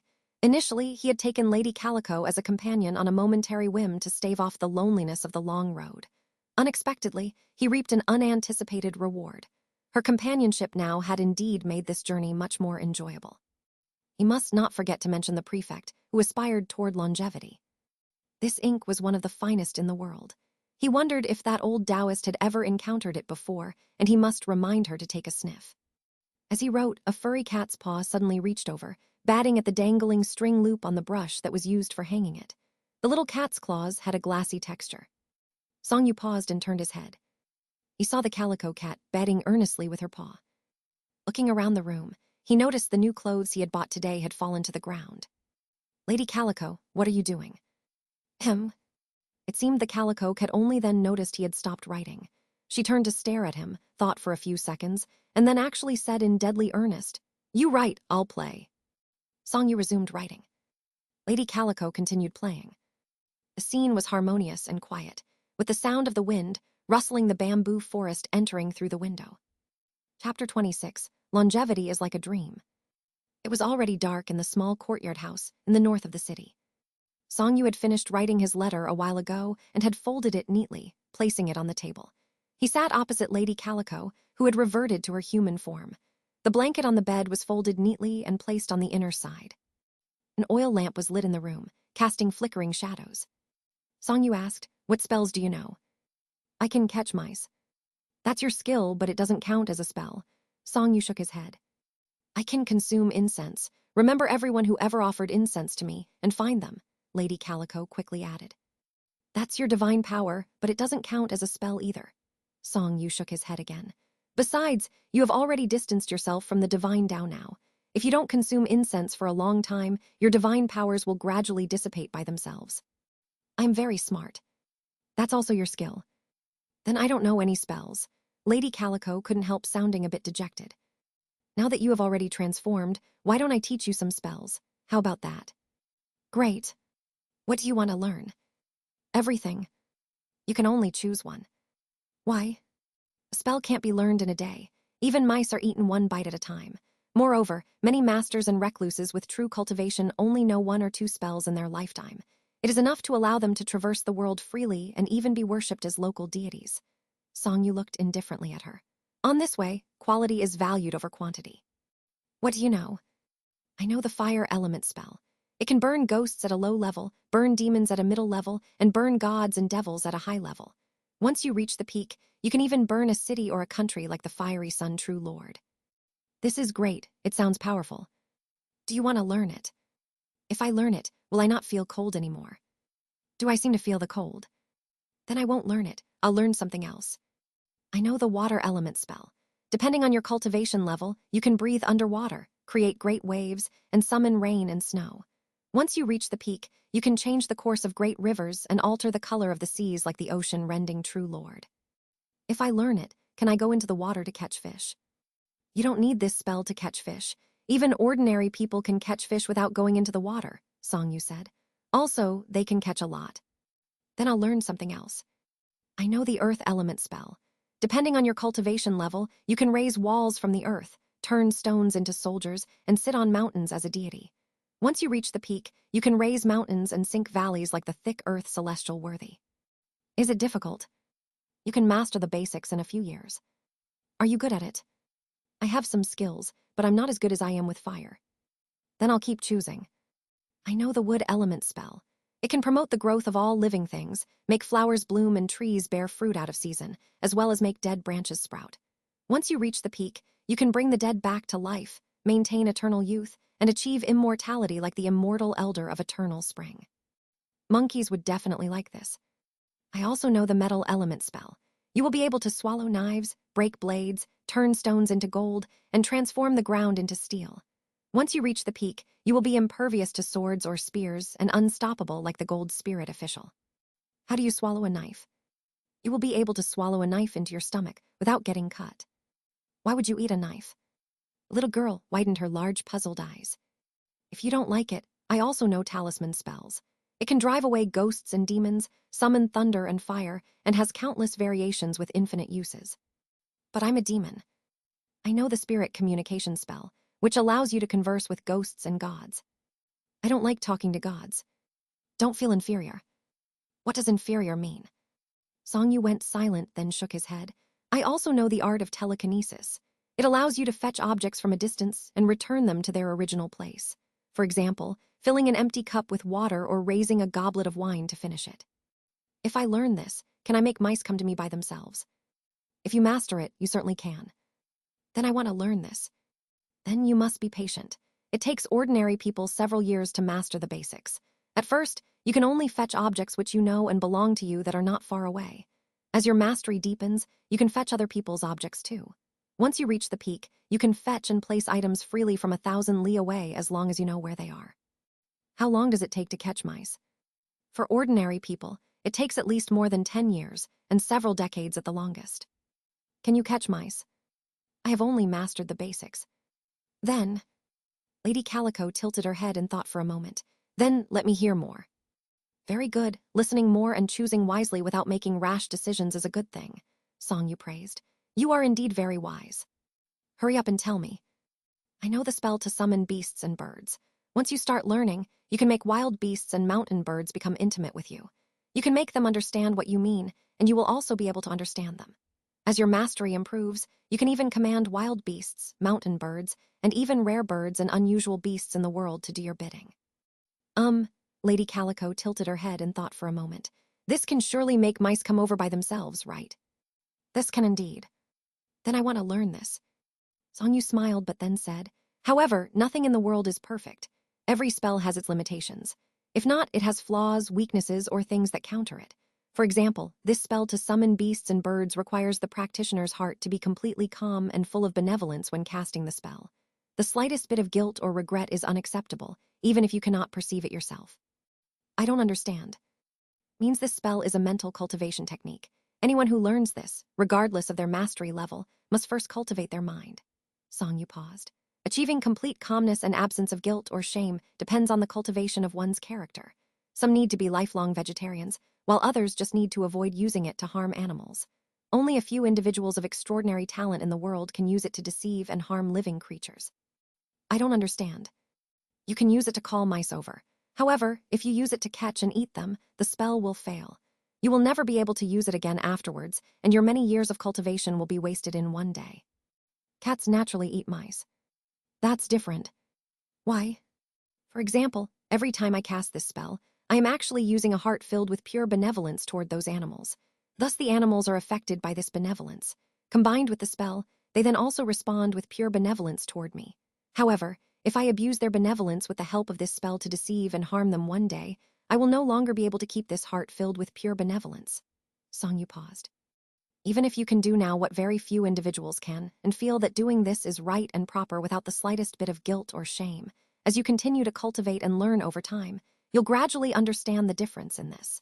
By then, years of hard cultivation will be irrevocably lost. I don't understand. You'll understand gradually. Oh, Lady Calico continued to look at him expectantly. I also know the art of dream creation. At a low level, you can enter dreams and deliver messages via dreams. At a middle level, you can create dreams and trap people in them. At a high level, you can weave dreams into the world, making people live in them without them knowing. I can dream by myself. Why enter someone else's dream? Is it fun? Do you still remember what was the first spell I mentioned? I forgot. Songyu was speechless. It's your fault for mentioning too many. Maybe. Why do you know so many? I only know a little about each. Still a lot. I'm very powerful. Oh? What do you want to learn? Have you decided? I don't know. Then, what do you remember? Immortality. Haha, Song you couldn't help but chuckle. It seems that immortality is not only the ultimate pursuit of humans, but also the ultimate pursuit of other living things. It's a pity. Song Yu wasn't sure if mastering the wood element spell could truly grant eternal youth and immortality. Even if it really could, only the immortal elder of eternal spring might have reached the peak in this world. As for whether the immortal elder of eternal spring was immortal due to the power of wishes, religious faith, or magic power, or whether the immortal elder of eternal spring even existed or is still around, who knows? Taoist priest. Why aren't you speaking? Have you ever heard any Taoist songs? No. There's a Taoist song that goes well. \\\\\.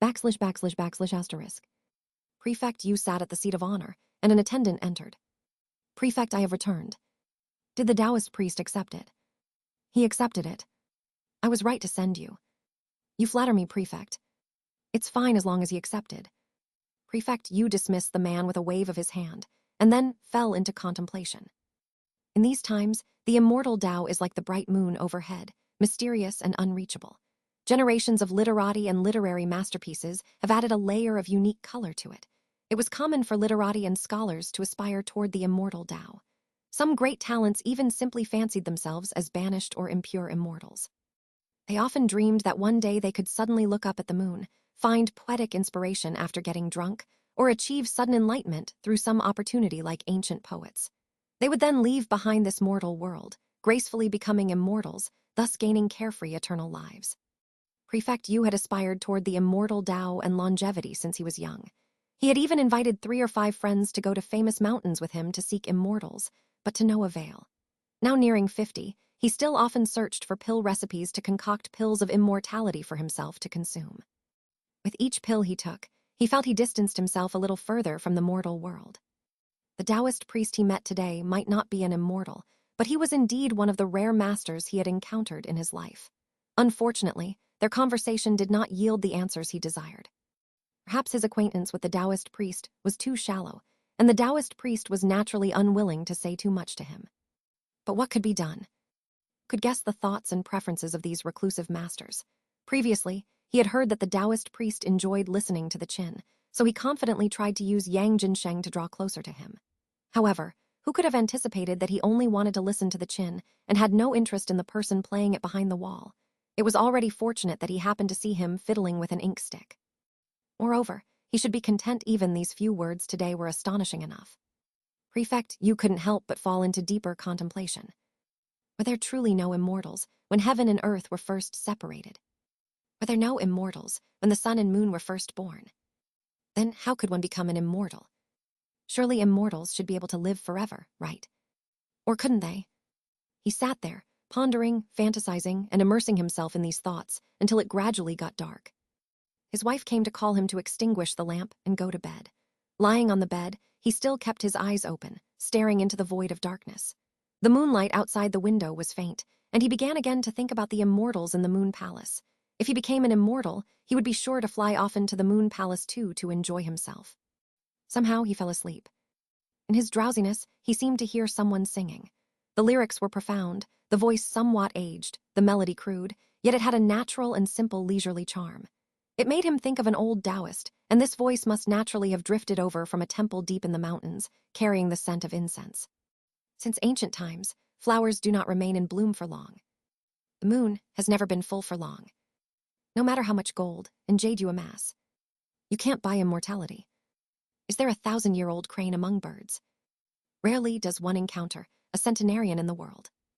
Life is busy, death is obscure. If you want to wake, when will you awaken? If you want longevity, how can you get longevity? Where have the 3 sovereigns and 5 emperors gone? Where are the high-ranking court officials of past dynasties? Just look at the historical records. Who can escape impermanence? Chapter 27, Drawing a Cat. Swish, Prefect Yu sat up in bed. The moonlight was just streaming in through the window. He just had a dream in which he heard a mysterious song. While he was half asleep, he could still remember some of the lyrics and melody. Now that he was awake, the lyrics and melody began to fade from his mind as soon as he sat up. Prefect, you knew that most dreams of ordinary people were like this, and he did not find it surprising. What surprised him was the content of the dream. He remembered its meaning clearly. Do good deeds, do not ask about ghosts and gods. Live this life, do not seek longevity. Before the dream faded away completely, he desperately tried to recall it, to grasp that wisp of rhyme. Where have the 3 sovereigns and 5 emperors gone? Where are the high-ranking court officials of past dynasties? Where are they? Prefect Yu murmured to himself, pondering the meaning. Wasn't the answer in the next line? Just look at the historical records. Who can escape impermanence? The historical records. Prefect Yu realized that this was not his own dream. This was a dream sent by the Taoist priest. Taoist priest had spoken ambiguously in the afternoon, but perhaps was later moved by his sincerity. He had specially sent this dream message to tell him that no one in this world can live forever. Otherwise, look through history books. If even the 3 sovereigns, 5 emperors, and high-ranking court officials of past dynasties could not remain behind and have returned to dust and ashes, how could he surpass them with his limited virtue and ability? Thinking thus, hadn't half a lifetime's pursuit of the immortal Tao been in vain? Only waking up to this fact at such an age after letting time slip away on an illusory path. How foolish was that? Prefect, you did not want to admit it, nor believe it, as the result was too shameful to bear. But that mystical rhyme seemed to remind him, forcing him to accept and believe. Fortunately, the Taoist priest had also pointed him towards another path. The path of the 3 sovereigns, 5 emperors, and high-ranking court officials of past dynasties. Their names were recorded in history. Wasn't this another form of longevity? Foolish, foolish, joyful, joyful, Prefect Yu muttered quietly in bed. His muttering woke his wife beside him. She actually thought it was the mice that often troubled the house recently. When she realized it wasn't the mice, she scolded him for acting crazy, but he didn't care. He just told his wife to go back to sleep, but he himself was not sleepy. You jianghu, you are both foolish and blind. How is the Taoist priest not an immortal? \\\. Frost came last night, and the sky was somewhat gray again this morning. The leaves in the courtyard had turned yellow, making the city of Yidu seem even colder. Xianxia was painting on the stone table under the yellow plum tree. Lady Calico stood still on a branch. She was serving as a model for the 3rd time. Drawing a cat was very simple. With thick ink and fine lines, he outlined the mouth, nose, and eyes, adding 2 strokes for the ears. Then he switched to diluted ink. With a single stroke, the diluted ink immediately spread across the paper. With just a few strokes, the cat's body and head emerged from the diluted ink. With a bit of embellishment, a traditional ink painting-style cat was complete. He then drew branches and sprinkled cinnabar for the plum blossoms in a light, freehand style. It's done. Lady Calico had long been restless. She immediately jumped down from the branch upon hearing this and peeked at the Xuan paper. It's a black cat. It's not that black. Tabby cat. Does it look like you? I don't know what I look like, only that I'm a calico cat. It was drawn in your likeness. It's not a calico cat. I only have black ink. Oh, Lady Calico drawled, staring at the cat on the Xuan paper intently. So this is what I look like. It's nothing like the clay statue in the temple or the wood carving. The wood carving is more like you. Then you're not good enough. Apologies for my poor skill. There are clearly no flowers on the tree. They will bloom in winter. The painting has flowers. I added them in advance. You drew anyhow. Xianxia shook his head helplessly, put down the brush, and stroked her head. Lady Calico, have you thought about what spell you want to learn after thinking all night? I've decided, fire. Good choice. When I first learned magic, it was also this fire element spell. Xianxia sat indoors and told Lady Calico, water is the root of life and fire is the origin of civilization. Every cultivator should comprehend the ways of water and fire. Is that what you think too? Fire is warm, powerful. Pretty much. When do I start learning? Let me think. Xianxia pondered for a moment. Before the weather gets too cold, I want to go to Qingcheng Mountain outside the city to visit an old friend of my master and ask him to help me deliver the letter home. If we leave today, we might reach the foot of Qingcheng Mountain by tomorrow morning. It would be evening by the time we found the Taoist temple. In any case, we'll be back in no longer than 3 to 5 days. After that, I'll teach you the simplest fire-spitting technique. Fire-spitting technique? Yes. How long will it take to learn? That depends on how well you want to master it. There's no upper limit to the world's magic, and the spells of the 5 elements have many branches. According to the spells collected by Hidden Dragon Temple, you can start with learning fire-spitting. Many demons and Taoists know how to spit fire. If mastered well, you won't need to spit fire. Just a breath can ignite things. If you reach a higher level, you can summon fire by pointing your finger. If you study this meticulously for thousands of years, even the fiery Sun True Lord might have to step aside. Thousands of years, the Calico cat's eyes widened. If you just learn fire spitting, it won't take that long. Maybe 3 to 5 months or a year or two and you'll master it. Songyu smiled. Some ordinary people might take more than 10 to 20 years. More than 10 to 20 years. Those are traveling street performers with no true cultivation skills, so they have to take it slow. Since you have already become a demon and transformed into human form, it won't take that long. 1 or 2 years. I'll teach you well. Oh. At that moment, there was a knock on the door again. Knock, knock. Songyu turned to open the door. Outside was the same attendant from last night. Good morning, mister. Morning. The attendant was holding a felt blanket with both hands. My master, the prefect, thanks you for guiding him out of his confusion last night. He has seen the light and decided to stop pursuing the immortal Tao and longevity. He will focus on doing good for the people. He is indebted to you for your guidance and should thank you in person, but felt too ashamed to see you after being misguided for half his lifetime. He wanted to give you a gift but didn't know what he should give. After thinking it over, he saw that winter is coming and that the cold air will come from the north. He just happened to acquire a fine felt blanket from the west the day before yesterday. Thus he ordered me to deliver it to you. Not only will it keep you warm in the winter cold, the winter days would be more comfortable if you spread it out in your house as a rug or sit on it while cultivating. The attendant bowed deeply as he spoke, offering the felt blanket with both hands. Please accept it, mister. Songyu looked at the neatly folded felt blanket in the attendant's hands. After standing at the door for a few moments, he finally accepted it. Thank the prefect for me. The attendant couldn't help being stunned for a moment, seeing that he did not decline at all contrary to his expectations. Then he hurriedly bowed again. Thank you, mister. Tell the prefect to serve the people well and leave his name in history. I will certainly relay the message. Wooden door slowly closed with a creaking noise. As he turned, the autumn wind blew into the courtyard again. It threatened to lift the Xuan paper on the stone table under the yellow plum tree. Lady Calico stood by the stone table, held the paper down with a paw and looked up at him. When Songyu walked over, she said, Taoist priest, your cat painting is about to be blown away by the wind. Not with Lady Calico here. Thank you, Lady Calico, Lady Calico prompted. Thank you, Lady Calico. You're welcome. Songyu smiled and shook his head, then spread out the felt blanket in his hands. It seemed to be made of compressed wool, not thick, but very warm to the touch. It's a piece of cloth.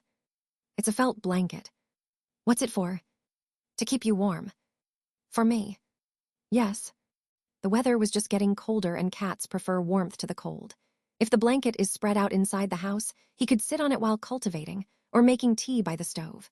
Lady Calico's restless little feet will no longer be icy cold. This prefect certainly knows how to give thoughtful gifts. This felt blanket was not particularly expensive despite the good quality. Although it lacked the refined elegance of calligraphy and paintings, it also avoided the vulgarity of extravagant gifts. It was a practical item that could be often used, providing warmth and consideration. If given to a good friend, they might frequently think of its origin when they use it to keep warm in winter. Songyu had read poetry in both his previous world and present one in which many poets had written about friends gifting them paper blankets and paper coats to keep them warm in the harsh cold. Feeling the warmth from a friend in winter is indeed a wonderful thing. Heth, it is impolite not to reciprocate. Songyu looked around but only saw the painting on the stone table. After thinking for a moment, he said to Lady Calico, Lady Calico, may I borrow a pinch of fur? What for? To present a gift in return. In return for what gift? In return for your felt blanket. How much do you need? A small pinch. Songyu had already reached out with his hand to the Calico cat's body. The Calico cat continued to squat motionless on the stone table, keeping a paw pressed on the painting. She lowered her head and stared at his hand, as if allowing him to pull out some fur but also fearing he might take too much. Just a small pinch with about a dozen strands. Songyu shook the pinch of fur in the air, then casually tossed it. Whoosh, a very light sound. The small pinch of fur exploded into a tiny firework in the air, leaving a plume of gray smoke that all entered the painting. The cat in the painting seemed to have become a bit more mysterious. The wet ink had dried, and the painting's charm was gradually revealed. Songyu picked it up and examined it carefully.